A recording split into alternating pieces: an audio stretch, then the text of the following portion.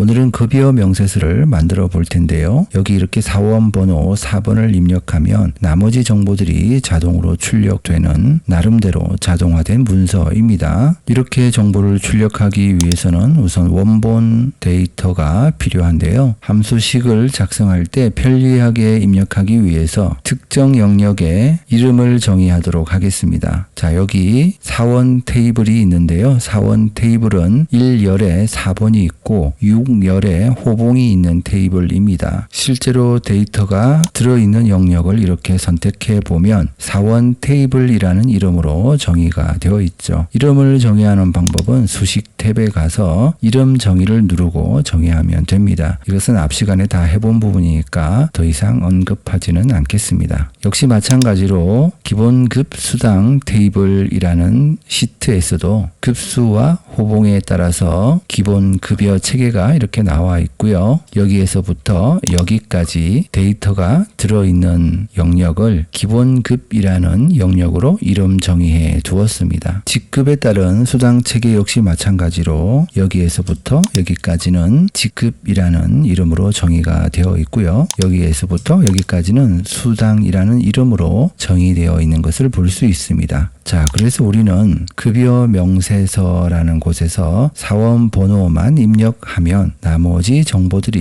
이렇게 자동으로 출력되는 것을 확인할 수 있습니다. 이렇게 결과값이 반환되는 이유는 우선 자, 이렇게 이름이라는 부분을 살펴보면 VLOOKUP이라는 함수가 사용된 것을 볼 수 있습니다. 테이블 어레이는 앞에서 본 것처럼 사원 테이블로 이름이 정의된 영역이고요. 여기에서 DO라는 값은 바로 여기 4번에 해당하는 값이죠. MT20이라는 값을 사원 테이블의 첫 번째 열에서 찾아. 이게 바로 VLOOKUP의 정의죠. 이렇게 가다 보면 MT22라는 값이 첫 번째 이렇게 보이고요. curl 인덱스 num이 2로 되어 있죠. 그 얘기는 바로 이름이라는 열에서 MT22에 해당하는 값을 반환하겠다 이런 뜻이 되는 겁니다. 그래서 김서고라는 이름이 반환이 되겠죠. 이때 range lookup은 반드시 false로 옵션을 두어서 정확한 값을 검출할 수 있도록 합니다. 특히 지금처럼 4번이라는 부분이 오름차순 정렬이 되어 있지 않을 때 정확한 값을 찾을 수 있도록 range lookup 옵션에 false를 꼭 지정해 주도록 합니다. 자, 이렇게 처리를 하게 되면 김서고라는 이름이 나오는 것을 확인할 수 있죠. 역시 마찬가지로 소속이라는 부분도 살펴보게 되면 VLOOKUP 함수에서 call index num이 사원 테이블의 3열인 것을 볼 수 있죠. 3열에 바로 소속이라는 값을 가지고 있는 것을 확인할 수 있습니다. 자, 이런 식으로 값을 구하게 되겠죠. 직급이라는 부분은 4열에서 구할 수 있고요. 자, 이제 급수와 호봉이라는 부분을 구해야 되는데요. 우리 앞에서 사원 테이블의 5열이 급수였고 6열이 호봉이었습니다. 그래서 이렇게 구한 다음에 AND라는 연산자를 통해서 필요한 텍스트를 수식에 붙여서 사용한 것뿐이고요. 결국은 VLOOKUP 함수로 값을 구한 것이죠. 특별할 것은 없습니다. 자, 그 다음에 실수령액이라는 부분을 살펴보면 실수령액은 D25와 G25의 차이를 통해서 구했습니다. 자, 그러면 D25라는 것은 D13부터 D24까지의 합을 통해서 구한 것이죠.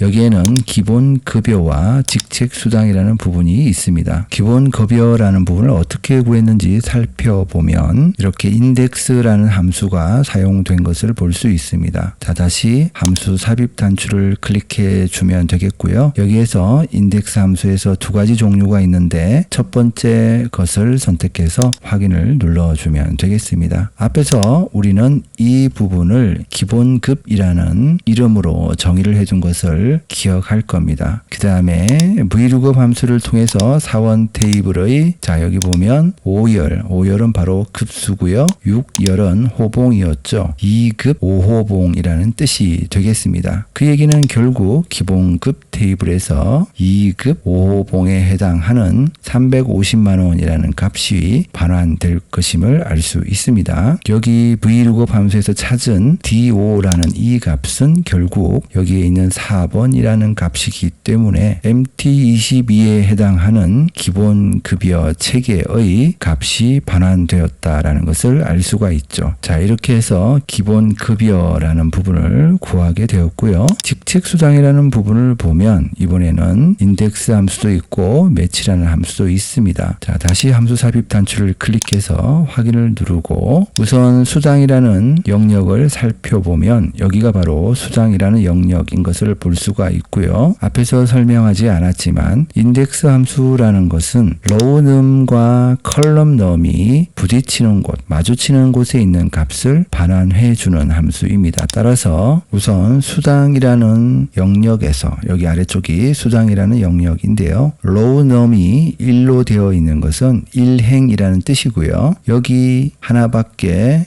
행이 없기 때문에 그냥 일행으로 지정해 준 것이고요. 이번에는 열 값을 지정해 주면 되겠죠. 열 값이라는 것은 해당 4번이 가진 직급에 해당하는 열 값을 얘기를 합니다. 예를 들어서 담당 2라고 하면 바로 이 값이 반환되면 되겠죠. 이것을 어떻게 구하느냐 하면 바로 매치라는 함수를 통해서 구할 수 있습니다. 자, 매치 함수를 통해서 들어가 보면 우선 찾을 값이 G7인 것을 볼 수 있습니다. G7이라는 것은 직급이라는 배열에서 G7이라는 lookup value라는 이 값이 상대적으로 몇 번째에 위치하느냐라는 것을 찾아주는 함수, 그것이 바로 매치라는 함수입니다. 따라서 G7에 과장이라는 값이 있기 때문에 여기 과장이라는 값이 있죠. 이것을 직급이라는 배열에서 찾아보면 첫 번째, 두 번째 상대적인 위치가 두 번째에 있는 것을 확인할 수 있습니다. 이렇게 찾을 수 있는 이유는 매치 타입이 0이라는 옵션으로 지정이 되어 있기 때문에 이렇게 매치 타입을 0으로 지정하게 되면 우리가 찾고자 하는 값이 나타나는 그 위치의 상대적인 위치를 반환해 주게 됩니다. 자, 이렇게 해주고 다시 인덱스 함수로 되돌아가게 되면 바로 이 매치 함수를 통해서 구한 부분이 열 값이 되죠. 인덱스 함수의 행